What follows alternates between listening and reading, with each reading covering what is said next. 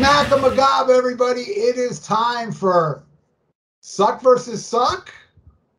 I know there's going to be a lot of people that you see in what albums we're going to do, which is Quiet Racket with Condition Critical versus Wasp, The Last Command. Now, Will came up with this idea saying, you know, when he saw my Suck versus Suck, he said, well, here's 4 albums. We got 2 more next week that would be interesting because, you know, they suck. And I was like, and then a lot of people in the group will testify to this. We're very upset with Will. Absolutely. You know? I don't think they suck. They're great albums and this and that. And some people said it was their best album and so on. I will go as far to say I wouldn't go as far because there is songs I like on here, but it's definitely a downgrade. Like Last Command is nowhere near as good as the first Wasp album.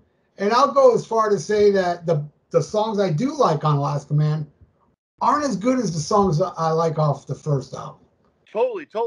And I agree. I don't think Last Command sucks. No way would I say it sucks. But yeah, in comparison, it's not even the same band. It's night and day on how good the first album is and how much of a downgrade Last Command is. But I don't think it flat out sucks. And Condition Critical, that's a tough one. No, that album sucks, dude. Yeah, it sucks. But there are songs I like off it, actually. Me too. But they are terrible. All right, so so we got Wild Child versus Sign of the Times. What do you think?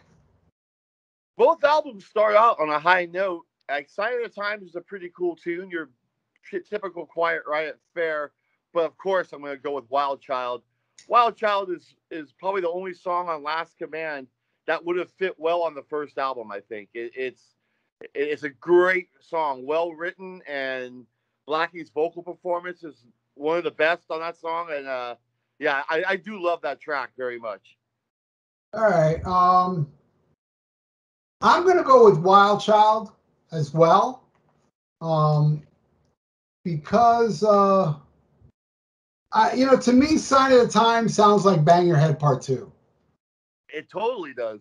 And it's not as good, you know? Right. It's okay. It's one of the better songs on this album, but I can't really say I kind of like it, but I don't love it or, you know, I don't like it. I just kind of like it, you know? Right.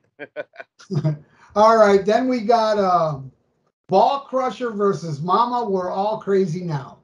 Another no-brainer, man. Ball Crusher. Another song that could have been on the first album.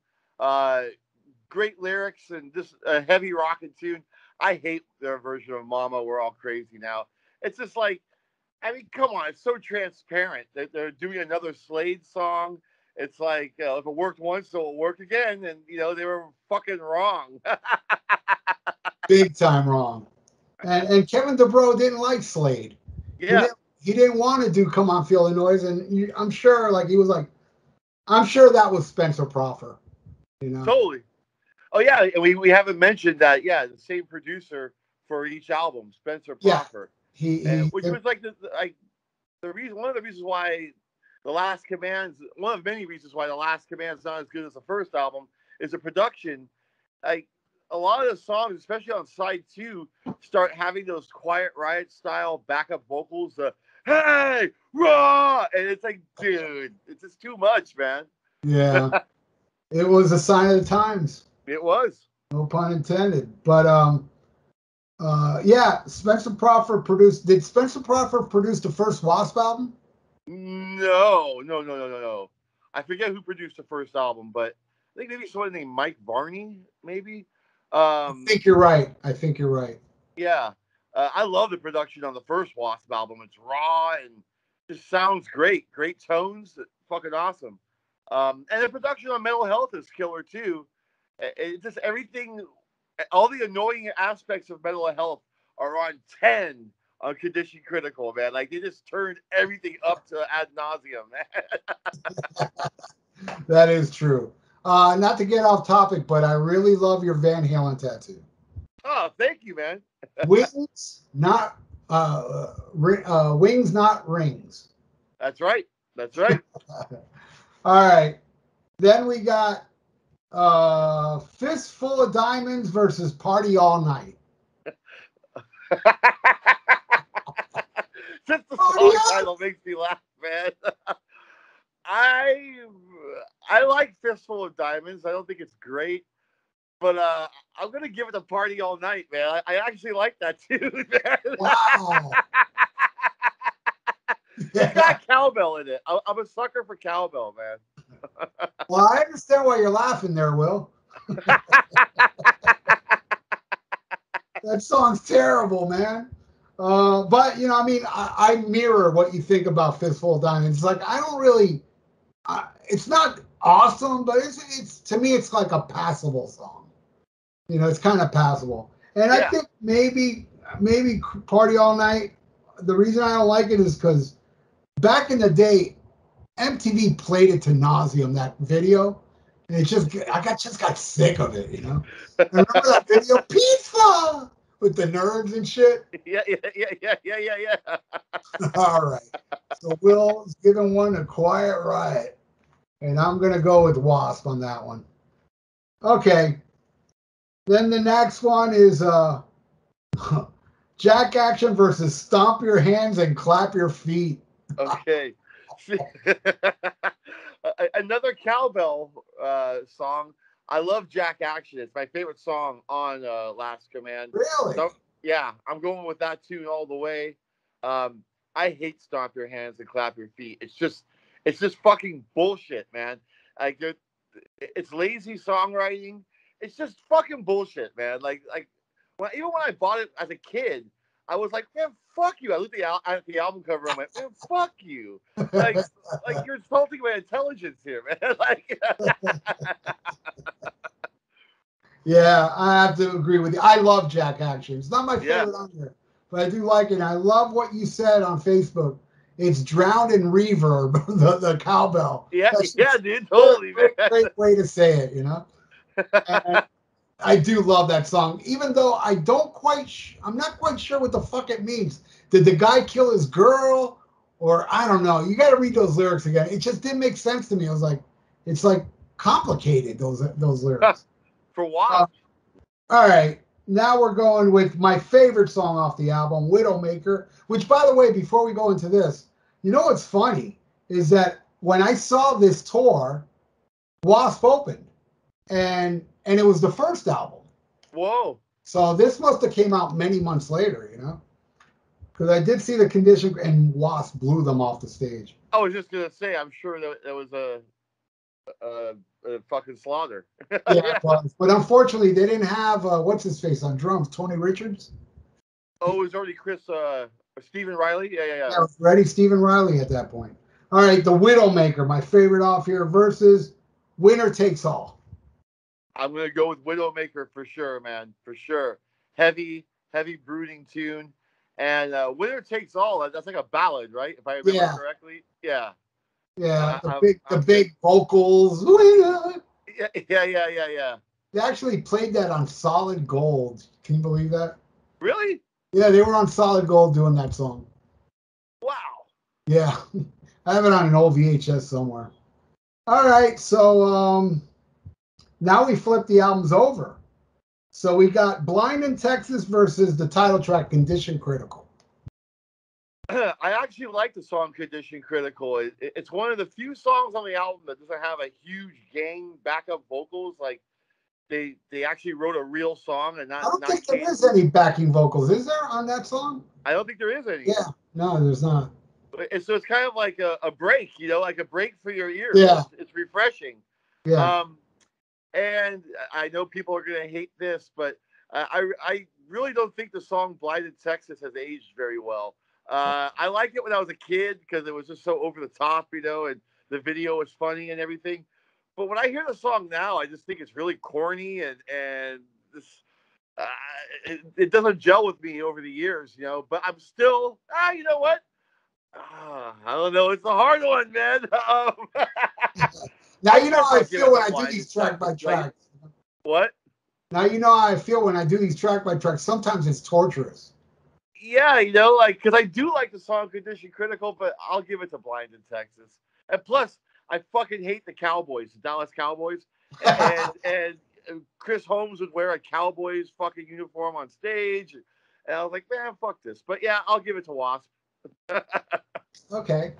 I'm going to go with Quiet Riot on this one. I almost mirror what you say about Blind in Texas. I did like it much more when I was a kid. Yeah. And as an age as well, but I still do not dislike the song. Right. But Condition Critical, that it's Bonham-esque drumming from Frankie, and I think Kevin, like, dude, Kevin to me was very underrated. And the reason he was underrated, because he sang a lot of crappy songs. But you listen to his voice on Condition, what he does, those high, you know, like, let me out, God damn, man. It's just unbelievable. I definitely got to give that one a Quiet Riot. Okay, man, I'm gonna change my mind here. I'm going with Condition Critical as well. Okay. I just felt guilty like going against Blind in Texas, but yeah, I really don't like that song anymore. So Right. I still like it, but no, you know, even if you asked me back in '84 or '5 when this came out, I would have still went with Condition Critical.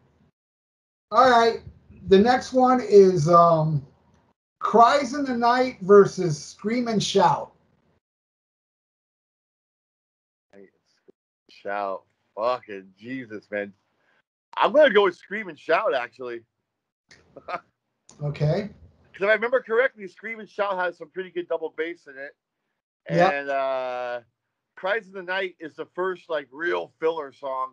I guess the beginning of all the filler tracks on Last Command. And that song's an old song too. That predates Wasp, right? I think yes. it's from Sister, right? I believe, I could be wrong, but I believe there's actually a video of Sister doing that song on YouTube. Yes.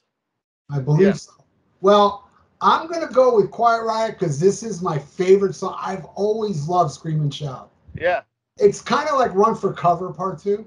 Yeah, it's a double bass song. Yeah. Totally. And Kevin DuBrow hated that song. Can you believe it? I saw an interview. They said, if you pick the worst song you were ever involved in, what would it be? He said Scream and Shout. Not Weird. clap your feet and clap your hands bullshit. Scream and shout, you know? Weird. Yeah, it is strange. All right. Okay, then we got The Last Command versus Red Alert. All right, dude. Red Alert. That song fucking rules, dude. It fucking rules, man. I love that song so much that I catch myself singing it still to this day. I got Death Angel practice a few months ago.